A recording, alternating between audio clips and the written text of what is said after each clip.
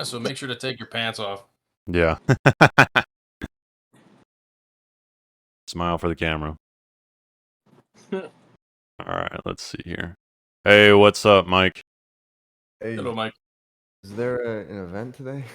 Yes, That's- every week at this time there will be a symposium on productivity. Ah, well, I was very productive showing up. There you 20 go. minutes late. I was a long late. It's okay. It's only 10 minutes. You're good. And we just And no, started. it's not We bad. just started. Late. All right. Okay, I'm gonna hop right into it now. Go ahead and watch. Oh no, I got rid of the other one. Go ahead and watch my screen. Okay. What window manager is this? Hyperland. Nice. Yes, yes. I mean, I kind of like Sway. I think there's what is it? There's one that kind of mixes them. There's like a Hyperland offshoot that's kind of like Sway, so I might get that one. I used Sway once. There's a one called New M, New M. which was trying to be like a sort of like laptop, like touchpad sort of thingy to where everything just Ooh. extends in different directions and you scroll between the directions. Huh. Yeah, there's some weird ones. Yeah, that sounds kind of cool though. Yeah, That might be good on it a was great tablet, for the yeah. laptop. Yeah, that makes It's sense. not supported. It's been like no updates for the last 3 years. Oh, that sucks. See if it's open. Maybe one of our guys can take that out. Yeah. Yeah. All right, but let's hop into this. So, today, I basically want to teach you guys about, and you might have heard about this a little bit, but I feel like I have some more to say about it. Your number one enemy in productivity. Who do you think it is? Let's just hear. Distraction. Misdirection. Okay, it's a pretty good one. That's actually a huge one. Overthinking. Overthinking is also a huge one. Joshua, you got anything? Yeah, kind of both. Like just kind of getting distracted because you just kind of get into like a not like a flow state, but you just kind of get in like a tedium state where you're like, I'm looking at something else now. Tedium, distraction. Okay, yeah. Okay. All extremely good answers, but I personally think the number one enemy in your productivity is resistance. And what resistance is it's you. You are resistance. And resistance is this feeling where it's like, oh, I don't want to work. Resistance is also any excuse that you have as to why you shouldn't do what you know you should do, or any temptation or reason as to why you should do something that you know you shouldn't do. So, the reason I drew the little horns on him is because you think about these three things, this guy is literally the devil. Like, literally, this is the enemy of productivity. And he's very, very sneaky. So, what will happen is he has all these different ways to seduce you into not being productive and into not doing things. So, everything that you mentioned is actually just a method that he has to seduce you out of being productive. Like all of the reasons that you just listed are like weapons that this guy holds. All right? So there's like his spell stack that he comes at you with. But it's actually really, really simple to beat this guy. And the reason why is because he's just you. And so if you understand that he's just like the part of you that wants to take the lowest hanging fruit and do the least amount of effort, and it's always there, right? Like all you have to do to actually defeat this guy is to see him for what he is. You know, it's like the truth will set you free. Like the truth is like a double-edged sword. I forget the Bible verse that says that. But this guy is literally completely and entirely comprised of lies. That's what he is, because he's the guy who's standing in the way of literally everything that you want, and he's the guy who's telling you what you can and cannot do but it's all based around this, like just the easy way out, right? So he's just trying to stop you from becoming the best version of yourself, and he's literally the devil, right? So this guy cannot stand up in the face of truth. So all you have to do, or to slay him, is to approach him with the truth. And the way that you do this is by just seeing him for what he is. And so any thought you have, or any feeling you have, where it's like, oh, I don't have to work, or I shouldn't be productive, or, you know, like any of these things. Sometimes it's like taking a mental health day, like, oh, I had a rough day, I can just take off. And I mean, sometimes if you have a really rough day, you should take off, right? But then let's be real here, like most of the times that we do this, it's not real. Like we weren't actually suffering that bad, you know, and we can definitely get some more work in. But all you have to do is just like separate yourself from this guy.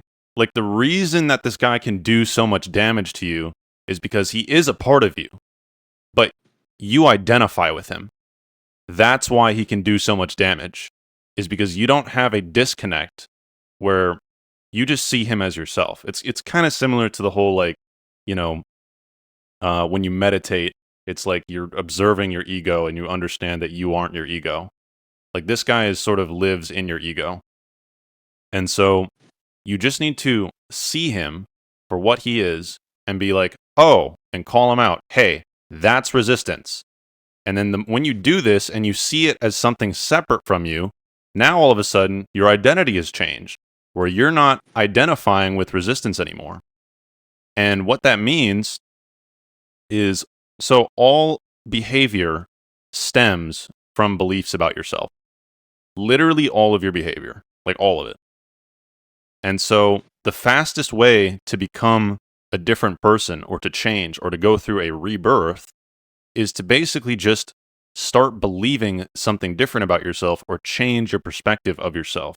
And a great way to do this is to verbally say something out loud, because what this does is it sort of like activates your neurons in your head and in your body and sort of like reprograms you to have this new belief if you just verbally say it out loud, where it's like, I'm not resistance, and resistance is literally the devil, and he wants to control me, and I'm just not going to let him do it. Like and it's so easy after you do that. Like it's actually insane just how easy it is to be like, hey, that's resistance. I just don't have to listen to that. And like that alone would be enough to make you like much more powerful in life, right? Like that alone, like I don't know, this was huge for me. Like once I learned about this basically like completely changed my life from this point on. But it gets even better. It gets even better because there you actually have a very, very strong motivation that you can tap into to slay this guy every single time, where it's basically going to become easy.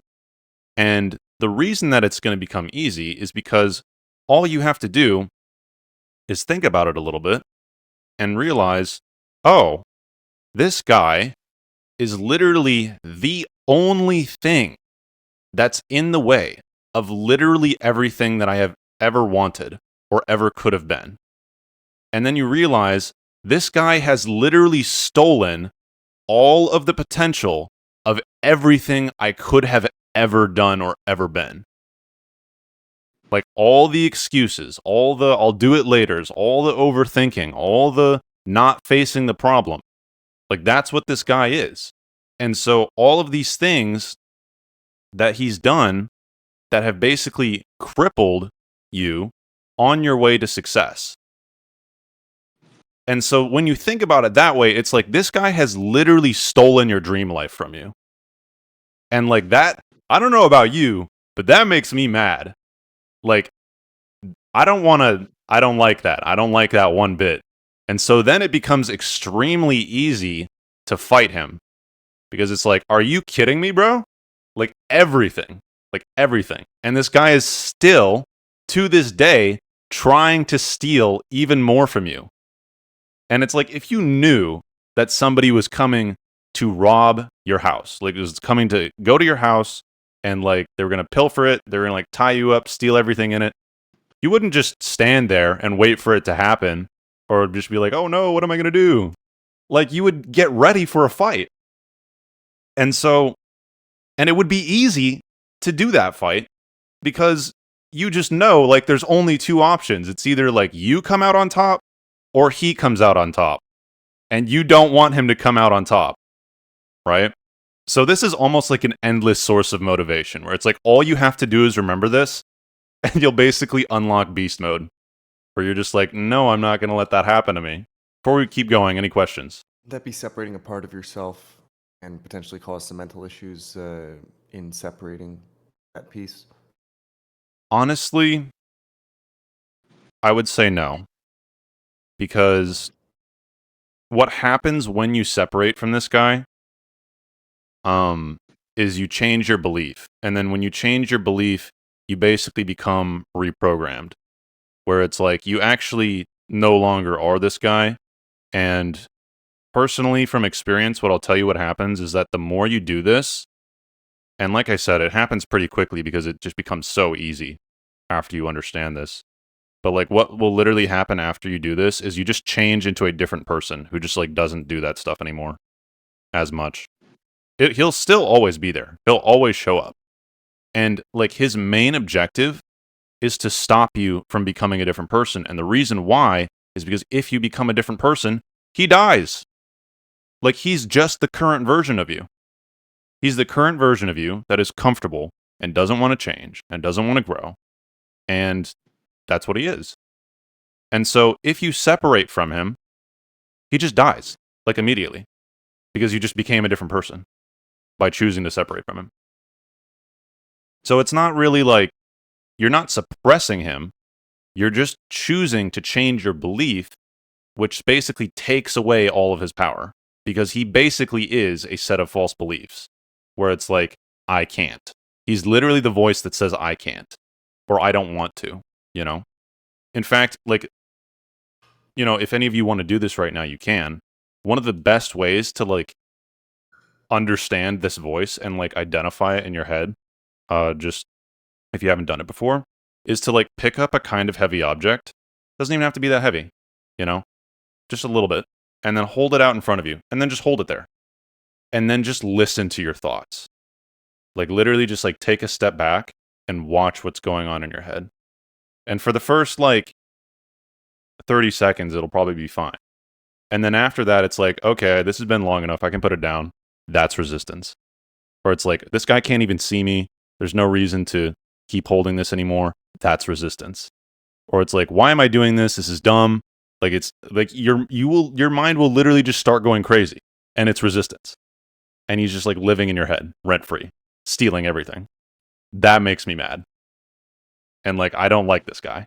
So I think it's completely just for you to beat the crap out of him. And by beat the crap out of him, I mean basically just stop listening to him. Like you just identify him, be like, that's resistance. I don't have to listen. I literally just don't have to listen. Other person is the instincts. Yeah, it's your flesh. It's like Yeah. all of the base desires and like, you know, I just want it easy. I just want to, it's like the thing that keeps you on YouTube shorts. It's like that monster. Yeah. Right? That makes So, sense.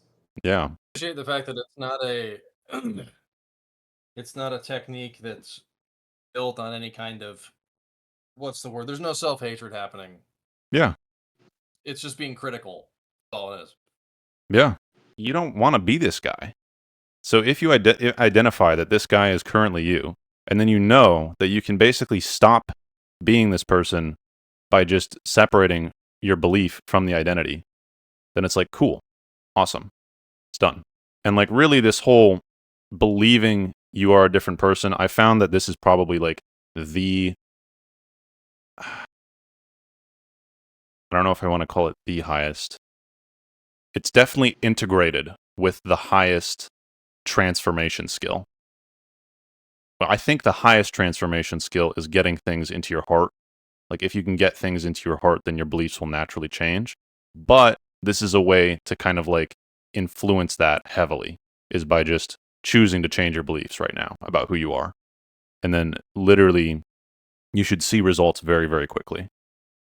Like, Sounds so simple, but the actual process is very hard. well, it is and it isn't.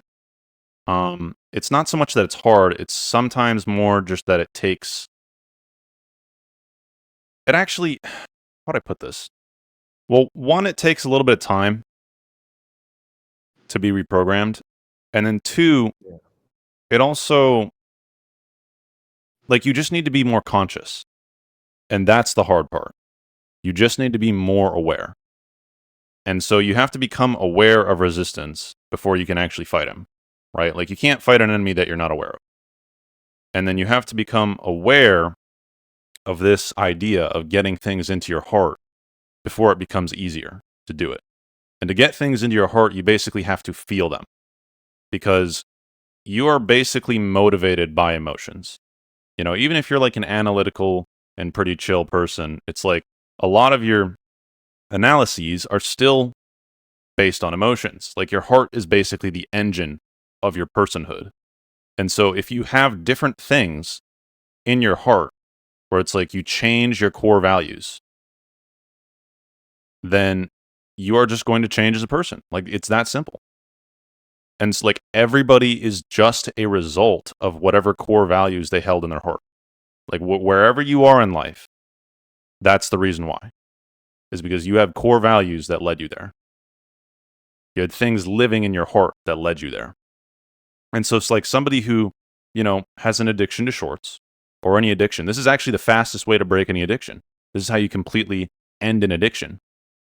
Is, you know, the reason that people do addictive behavior is because they love it. Even if it's just a tiny, tiny, tiny part of them, they love it. That's why they do it, you know? And so the way that you actually change is you have to get it into your heart that, no, I don't love this anymore. And you have to basically convince that one little part of you that does love it to stop loving it. And the way you do that is, again, with the truth. Because the only thing standing in the way is resistance. And resistance is killed by the truth, because resistance is literally made up of lies. Like, it's literally a being of lies. It's all of your false beliefs. The lie is, I can't, or I shouldn't, or anything. It's like, you can. And why shouldn't you? Why shouldn't you have everything you want? Why shouldn't you pursue that? You know, it just doesn't make sense. Like, you can be kind to yourself. That's the heart. And it gets easier over time. It's a skill. But this just like beating resistance thing is almost like an instantaneous skill.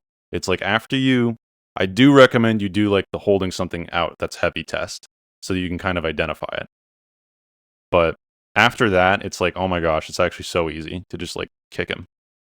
If that wasn't enough for, you know, getting this guy out of your way, right? Like, he is still, there are times when he's going to be really strong, and it's going to be the times when you are most in danger of changing as a person. Like, if you're like 2 steps away from major success, this is when resistance is going to rear his head the strongest, and he's going to be angry, and he's going to be fighting you as hard as he can. Because if you anything that's going to change you in a massive way, like, the more you change, the more resistance shows up, and he only shows up when you're about to change as a person. Like, after you've changed, then it's like that thing just becomes easy to you, and it's like whatever, it just becomes like ordinary, like every day. Like, I used to be super, super socially anxious, and then all like the way that you beat that is just by overcoming the resistance of talking to people. That's it. And after you do it a few times, it's like, oh, this is literally easy. Like, he shows up when you're about to change the most. And if you slay him when he's stronger like that, you'll get more out of it. And the thing is like, we actually have to be grateful for resistance because he's a filter for greatness. Like, if he didn't exist, everybody would be great. Everybody would just be awesome. And that would actually be a pretty boring life. You know, it'd be like everything is easy at that point. And that's another thing, is like, the battle is literally the point. Like, you want the glory of overcoming resistance, of slaying him repeatedly, and building a life that is artistful building a life that's your art. Like you're in this co-creation thing with God where you're basically creating your life with him. So, just something to be excited about. But with all that out of the way, now I want to go into what I'd call like a sort of like critical combo moveset that can basically just beat the crap out of resistance every single time, like in an instant. And it's more for like smaller tasks, but this will get you going. And then because of momentum, we talked about momentum last time. The principle of momentum will basically allow you to do greater things beyond that. But if you have no momentum, this is a great way to start. This is why it's called the Push to Start Productivity Spell Stack. The first thing you need, the first like quote unquote spell in this spell stack is repetitive action. And how many of you watch anime? Yep. Have you I seen? watched a few years ago one. Okay. Two. Have any of you seen Demon Slayer? Yes. Yes. Okay, that's perfect. So you actually know what I'm talking about then. The Earth Hashira, the guy who's blind. Yeah. He talks about this repetitive action, where basically all you do, like realize that, your flesh, right, or your mind, it can be programmed. And the way that you program it is just by getting things into your heart, right?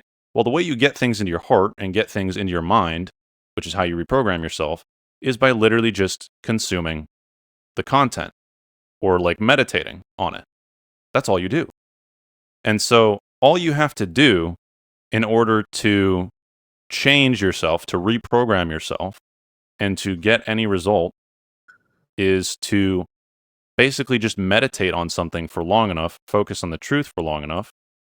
And what we can do is we can apply this to a micro scale where it's like just in the heat of the moment, you just need to do something. But let's say you have zero momentum and you've been like vegging out on the couch all day and you're like, I know I need to go to work, but I feel just so bad and I don't want to do it. It's funny. It's actually crazy how well this works. And I think it's like a form of self-hypnosis, but all you have to do is quiet your mind and then sit there and on loop, like just keep looping the visualization. Just imagine yourself getting up and going and doing whatever task it is that you don't want to do. And then just keep doing it. And then what you can do is you can also add a little bit of emotional charge every single iteration of the loop. And I guarantee that if you do this, you will literally just suddenly stand up. And the goal is not to use no effort, like literally no effort at all. It takes no effort. The only effort you have is like playing the visualization on loop. And then I guarantee that if you're just relaxed and if you're just chilling, and if you do this, you will literally stand up and go walk over to the task and start doing it. It's the craziest thing. It's so crazy, but it just works. Like I found this and I was like, this is actually insane. Like it was this easy the whole time, but it is. I find that this works extremely well, especially just for like getting started. And like another visualization that I have that also works, and I like this mindset, is like people really are just like the Sims. And so if you just like, something I will literally do sometimes is I'll literally like imagine my house like it's the Sims. And then the visualization is I'll just start spamming on the task, like spam clicking. And then I'll just like get up and go do it. I don't know. I like the Sims thing because it like makes it kind of points out that life is really not that serious and like humans really are like Sims and we just need to be kind of told what to do by our intention. And so that's all you do. Like that's basically how you work. All right. So there's that repetitive action where it's like you just repeat the thing in your mind that you want to do. And if you can't visualize, not everybody can visualize, you can still sort of imagine yourself doing the task in whatever way that looks like. I have like a really strong visualization mind, so I'm not entirely sure what that looks like, but I know that this works if you have, I think it's called alexithymia as well. So repetitive action And then another thing you can do is you can pair this with the quiet eye, which is this thing they found in athletes, where athletes that are higher performing tend to look at the ball for longer before they make whatever critical move they're going to make. So it's like if you're in baseball, it's basically like somebody is watching the ball really intensely before the pitcher even throws. And then after they hit the ball, they kept their eyes glued on it for longer. So it's like these people who have like a higher, you'd say like quiet eye stat, basically just stare at the ball more intensely for longer, before and after their move. And for whatever reason, this makes them exceptional. We're not even really sure why this works, but it just does. And like it's a focus thing, I think, because what I found in productivity is that it works exactly the same way. And I actually use this to make myself focus, where it's like you can stare at something really intensely. And then if you do that and you sort of just like quiet your mind, sort of like shut off the thinker and just stare really intensely at something, it will like increase your focus immediately. And so this is something that you can pair with that in order to get a better result. And in fact, you could even be staring at something really intensely and then be doing this visualization in your mind, or like not a visualization. I don't know what you would call it, but like this sort of just imagining it. And I feel like this also, for some reason, adds a little bit of emotional charge, just sort of inherently. It's sort of like the eye of genius, where it's like you're getting like in the zone. So that's another spell in the spell stack. And then the last thing here is you want to have a flow ritual. And so if you have a flow ritual, your brain loves rituals, and you can use rituals and triggers to train your brain and reprogram your brain to basically do whatever you want. And that's why it's super important, if possible, or as much as possible, to clean up your digital environment or to make it so that your workspace is different from your like chilling space. Because you want your brain to have these separate modes where it's like, oh, now I'm working. Oh, now I'm chilling, right? And you want there to be a ritual tied to each, ideally. And so coming up with a flow ritual is another great way that you can get in the zone. And for me, I have a few rituals. I actually have different rituals for different tasks. But my most common one, or I guess like the one that would take me from, how would I put it? From 0 to 100 is starting up a specific song. It's free on YouTube. It's by Brain FM, which if you have never heard of Brain FM or if you've never used it, I highly recommend it. It actually works, and it works really well. Where it will help you focus, it will help you stay in the zone, and you will get a lot more done. You have to be careful because it just helps you focus. So if you start doing the wrong thing, like scrolling, then you're just going to be really focused on scrolling. So keep that in mind.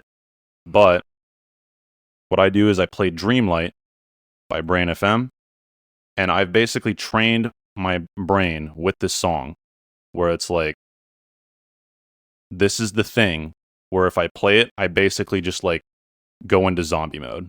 It's not really zombie mode. It's more just like everything else shuts off and I just suddenly become like this thoughtless, like productivity monster, basically.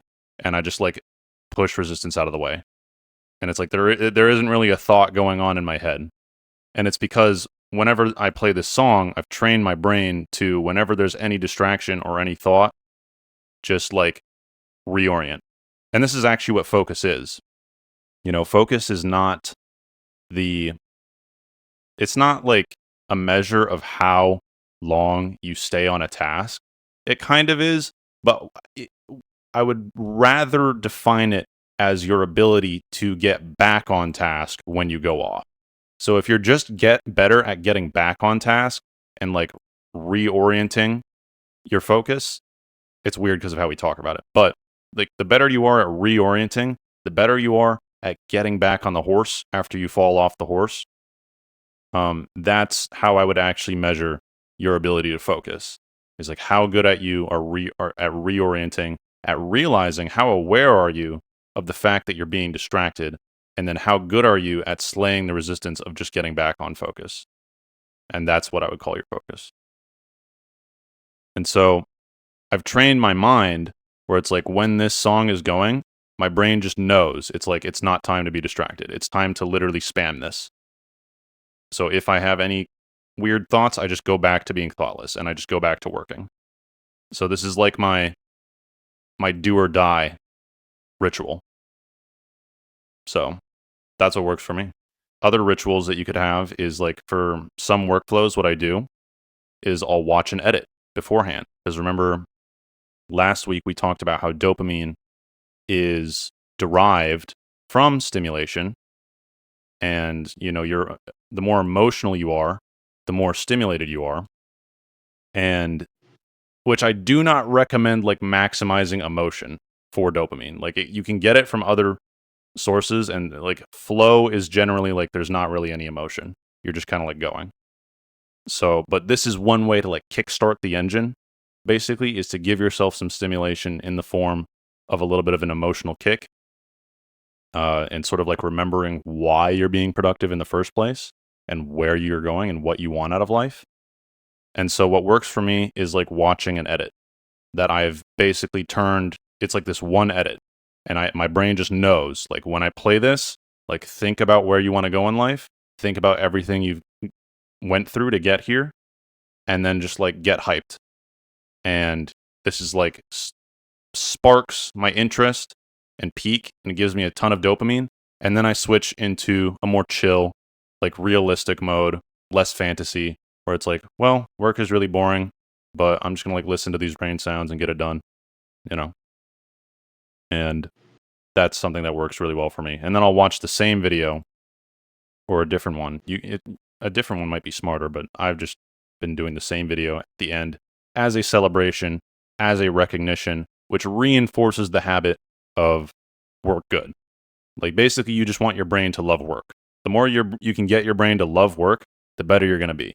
You bring these all together, the repetitive action, the quiet eye, and your flow ritual, and then just understand how to slay resistance in general, and then like get hyped about the fact that this guy has literally stolen everything from you and you're about to steal it all back, you know, this will basically make you unstoppable, where it's like you can go from 0 to 100, or you can at least get started whenever you want. And there's literally like nothing is going to get in your way because you know these things now, if you choose to actually use them. And then you have to slay the resistance of like maybe not choosing to use them. But yeah, that's it, guys. That's strat. Shit, I'm glad I joined when I did. Yeah. That's good. At the end, when you're talking about the emotional thing with the kickstart, Mm-hmm. that reminded me of what I've been doing recently. I saw a video of this Asian kid, and he was talking about the techniques that they use for studying and how they can just study for hours at a time, and the whole concept of dopamine loading. So essentially, just throughout the day, do the lowest dopamine stuff that you need to do at the start of the day before anything else, before music, before any YouTube, before talking to people, socializing. And sort of where I've been taking that is I'll wake up 5-10 minutes, no phone, just thinking, and then I get to work, or I'll water the plants and then get to work. No talking, no sugary foods, no carbs. There's nothing that would give me any dopamine, and just exist in the moment. When you have that, you don't need anything. You don't need any of those big dopamine hits, because you're at such a low dopamine state that you just feel good where you're at. Exactly. Where it's like the minimal thing is going to give you dopamine. Because it's just like, Exactly. ooh, it's something. It's something rather than nothing. Exactly. So then that's how yesterday I got a 7-hour programming session in. Nice, bro. I freaking I gotta get back into programming. I need to. I always have like the Okay, best hold flow on. You're states. not okay. You got a whole riced up setup with Hyperland. You got Obsidian, and you're not programming. What do you? What do you Yeah, do? dude. I know. It's bad. It's cause I just got so much on my plate. I'm like always working on the business and right now my life's really hectic. Like I said, I'm moving and I it's been a lot. I've been trying to. It's in my quest log now. It's in my quest log now. It has an urgency label. It's like I'll get to it. It will happen. All right. Interesting. All right. Okay. Yeah. I What do know. you I do for know. work I then? What know. What's that? do you do for work then? I run a business. I'm a productivity mentor. I basically do um Oh. what we're doing right here, but one-on-one. So Ah, we engineer your life for flow. that's That's what we pretty do. cool. Hell yeah, brother. It's $100, but if you're in the men's academy, it's 25% discount, so it's $75. Hit me up if you're interested. Sweet. All right. Thank you for presenting on this. Hell yeah, brother. Yeah, I do appreciate it. Damien, I gotta go, man. Thanks again, and have a good one, everybody. Yeah, you too, Reed. It's good to Carried. see you. Mike and Joshua. Like, typically what we do is we start with, like, I'll talk about whatever I'm talking about, and then we move into more just like open discussion and like talking about your productivity needs. So, uh, Joshua, like, what's some stuff about your productivity that you have questions or are worried about? I don't really know because I feel like I'm finding ways to get good flow states just with all the stuff I kind of pile on throughout the week. So it's like, yeah, I don't know really because I used to have lots of issues with that productivity thing, but now I just kind of listen to my body and I don't really listen to like the negative thoughts when they come in. Like, I just try to do one thing at a time, and even if it's only like a few things in a day, it's like, well, at least you did things and you didn't just sit around and get kind of lost in your own malaise of like, what's the point in doing it? Um, so yeah, I mean, I'm kind of working through it in my own way as well, in a weird way. That's good, man. That's awesome. It sounds to me like you kind of unlocked the sort of like troubleshooter mindset where it's like literally all you can do is solve the next problem. And then you just keep doing that over and over. And Yep, one time. exactly. And then this is something that a lot of people struggle with is they see this giant list of tasks they have to do and they get overwhelmed. And it's like, oh my gosh, what am I going to do? And it's I do like, that. you do that? Okay. Okay. Well, My family helps me out just to get one little thing done. That's all you need. And then that starts a chain reaction. Okay, I'm going to get this other little thing. Okay, I'm going to get this big thing. momentum. You start gaining Yeah. momentum. Then it feels so good once you finally got that off your plate. Hell yeah, man. But it's the thing is about this like giant list of tasks is it's always going to be there. It actually doesn't matter how hard you work because the nature of a task is that it makes like 10 other tasks. Like that's how tasks work. And so you see this giant list of tasks, this giant wall of tasks, and the mindset you need to have is just like there's literally no way I can do all of this. Period. Ever. But at the same time, if I just stay where I'm at, nothing will ever change. And so you just kind of have to have a mindset of like, well, let's go get this money, you know? And the way I like to think about it is I like to tell myself that I'm just sort of like this fire that just burns through tasks. It's like I sit down at the computer and I just burn through tasks at the speed that it takes. And like the reason that people get upset about this or like super overwhelmed by this is because you have this belief that it all needs to be done by a certain time. And I actually guarantee that like a lot of your productivity problems are actually just patience problems, where it's like you want X by Y, or you think that something horrible is going to happen if you don't finish X by Y. But like, let's think about this like an example of schoolwork. Like most of the schoolwork you do in school, it's like, what happens if you don't finish the assignment? your professor is like kind of disappointed in you. That's it. Literally, that's it. It's like, oh, that's actually not that bad. And it's like you only have this fear because society has like programmed you to have this fear. And this is how like 90% of tasks are, where it's like, what happens if I don't complete it? Oh, literally nothing. I just have to do it later. Is that so bad? Is that so bad? You know? So that's my advice. Yeah, I mean that's the thing, and it's also like it's also finding ways to find those kind of mini, I wouldn't say breaks, but ways to get work done that can get done in a way that can also kind of help you take your mind off of the other work that's upcoming, if that makes sense. Like if you just have to listen in on stuff, who's to say like while you're listening in and you're trying to absorb information, you can't try and put your physical focus on something different, but your mental focus is still on the task at hand, right? So you're still absorbing it, but you're not being like physically still. Because I know, like, being active and being physical is hard to do in a lot of settings and a lot of careers these days. So when you can find it, like, do it. Find a way to move around. It'll probably help you with brain fog too. Helps me. Yeah.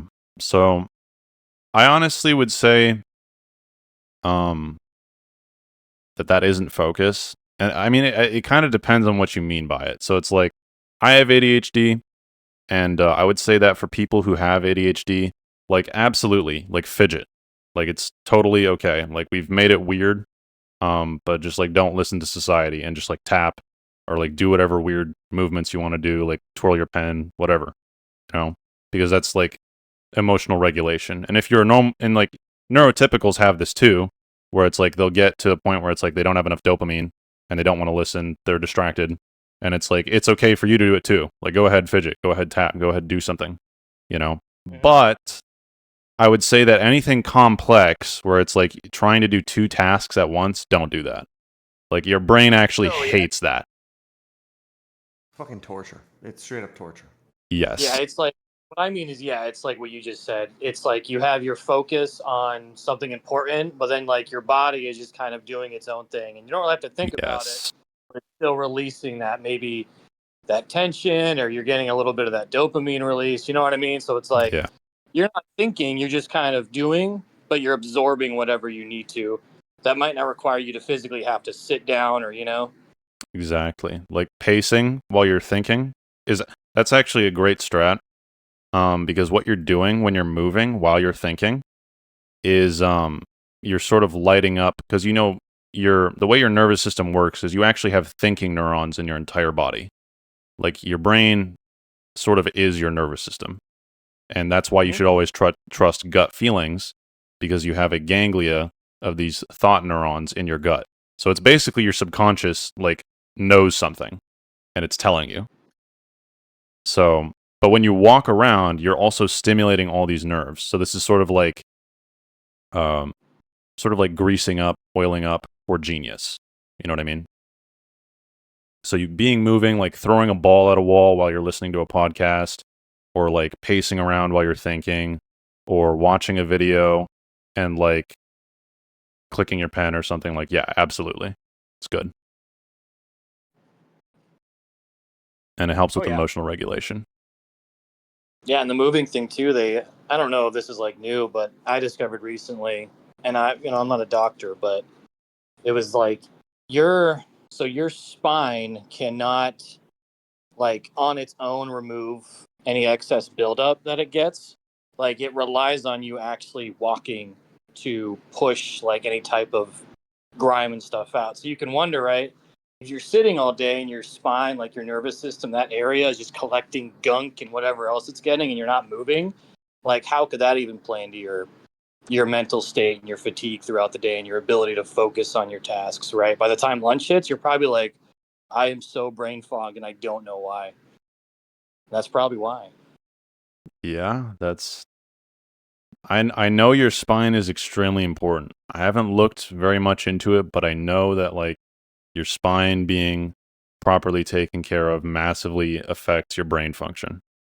So, stretching throughout the day, that's something that I need to get better at doing. I tell people to do it, but I'm kind of a hypocrite here, where it's like you want to be standing up and stretching after your workflow. A good thing to do is like if you're using Pomodoro, just stretch on the breaks. Yeah. So, yeah. All right, guys. Looks like our time is about up here. So what I want you to do is take this, head over to school, and just do a little check-in. Talk about what you learned. Talk about what we talked about. That right there is the template. It's in the main Academy calls chat. And thank you guys so much for showing up. I really appreciate it. Yeah, thanks for presenting. Yeah, no, absolutely. All right. You guys have a good day. You as well. Peace out. So freaking awesome.